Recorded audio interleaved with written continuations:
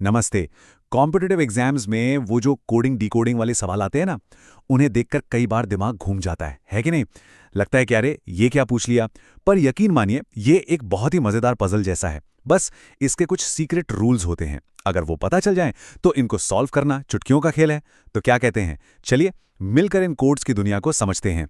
अच्छा, तो ज्यादा टाइम नहीं लगाते, सीधे एक सवाल पर आते हैं। स्क्रीन पर देखिए। अगर लवली का कोड MPWFMA लिखा है, तो ये हुआ कैसे होगा? पहली नजर में तो लगता है कि कुछ भी लिख दिया है, कोई लॉजिक ही नहीं है। पर मैं बताता हूं, इसके पीछे एक बहुत ही सीधा सा लॉजिक छुपा है। देखिए, ये जो कोडिंग होती है ना, ये कोई रैंडम चीज नहीं है।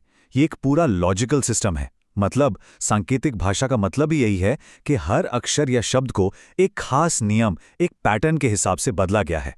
और हमारा काम क्या है? बस उस छिपे हुए नियम को ढूंढ निकालना। तो किसी भी कोड को तोड़ने का सबसे पहला और सबसे जरूरी नियम क्या है? वो ये है कि इंग्लिश अल्फाबेट के हर लेटर की अपनी एक फिक्स्ड पोजीशन होती है, एक नंबर होता है। मतलब ए का मतलब 1, बी का मतलब 2 और ऐसे ही जेड तक। और ये जो टेबल स्क्रीन पर दिख रही है ना, ये समझ लीजिए कि हमारे इस पूरे खेल की बुनियाद है। ए से लेकर जेड तक हर लेटर के साथ उसका नंबर लिखा है, 1 से लेकर 26 तक। कोडिंग डिकोडिंग की पूरी कहानी इसी एक टेबल पर टिकी है। लेकिन एक प्रॉब्लम है। हम सब जानते हैं कि एग्जाम के टाइम उस प्रेशर में सभी 26 लेटर्स की पोजीशन याद रखना बहुत मुश्किल काम है। अरे H 8 पर था या 9 पर, T 20 पे था या 21 पर।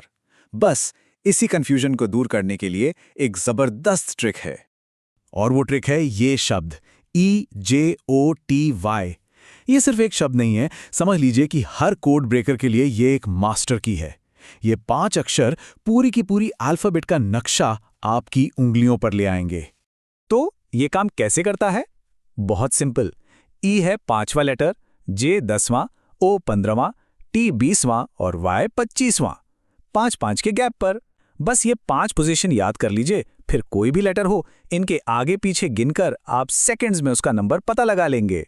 चलिए अब एक स्टेप और आगे चलते हैं। दूसरा बड़ा नियम सीखते हैं, विपरीत क्रम का नियम। मतलब ऑपोजिट लेटर्स।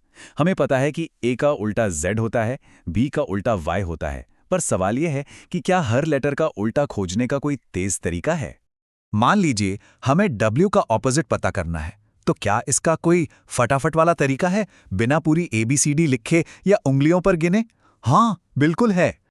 और उस तरीके का सीक्रेट है ये मैजिक नंबर 27। बस ये एक नंबर याद रख लीजिए, क्योंकि यही नंबर किसी भी लेटर का ऑपोजिट जोड़ा तुरंत ढूंढने में मदद करेगा। तो ये 27 का नियम कहता क्या है? सिंपल है। किसी भी लेटर का ऑपोजिट ढूंढना हो तो उसकी पोजीशन को 27 में से माइनस कर दो। जैसे W, ये आता है 23वें नंबर पर। ठीक, तो 27 माइनस 23 कितना हुआ? 4। और चौथे नंबर पे कौन सा लेटर होता है? अरे भाई D। तो बस W का ऑपोजिट हुआ D। है ना कमाल का? बहुत अच्छे। तो अब हमारे पास 2 जबरदस्त हथियार हैं। एक तो EJOT और दूसरा ये 27 का नियम। तो चलिए अब वापस अपनी पहली वाली पहेली पर चलते हैं और इन टूल्स का इस्तेमाल करके उसे क्रैक करते हैं। तो सवाल था कि लवली बन गया MPWFMA। आओ इसे डिकोड करते हैं। L का नंबर है 12 और वो बन गया M, जिसका नंबर है 13, मतलब +1। O का नंबर 15, वो बन गया P यानी 16, यहां भी +1। V से W, E से F। अरे वाह, यहां तो हर लेटर बस अपने अगले लेटर में बदल रहा है। और आखिर में देखो, Y जो 25वां लेटर है वो बन गया Z यानी 26वां। पैटर्न एकदम साथ है, हर लेटर में बस +1 किया गया है। इस तरह के पैटर्न को रीजनिंग की दुनिया में फॉरवर्ड पैटर्न कहते हैं। मतलब जहां हर लेटर एक फिक्स नंबर से आगे बढ़ता है। ये सबसे कॉमन और सबसे सीधे साधे पैटर्न्स में से एक है। लेकिन रुकिए, ये तो सिर्फ शुरुआत है। जैसे फॉरवर्ड पैटर्न होता है, वैसे ही रिवर्स पैटर्न भी होता है, जहां लेटर्स पीछे जाते हैं। क्रॉस पैटर्न होते हैं, जहां लेटर्स अपनी जगह बदल लेते हैं। और हाँ, ऑपोजिट लेटर पैटर्न भी होता है, जिसमें हमारे 27 वाले नियम का यूज होता है। मतलब इसमें बहुत सारी संभावनाएं हैं। तो अब जब बेसिक रूल्स पता चल गए हैं, तो एक कोशिश तो बनती है। स्क्रीन पर एक नई चुनौती है। अगर टेम्पर का कोड OHDRLDQ है, तो इसके पीछे क्या पैटर्न काम कर रहा है? सोचिए, ये थोड़ा ट्रिकी है, पर इसे सॉल्व करने के लिए जो भी टूल्स चाहिए वो अब आपके पास हैं। इस पर जरूर सोचिएगा।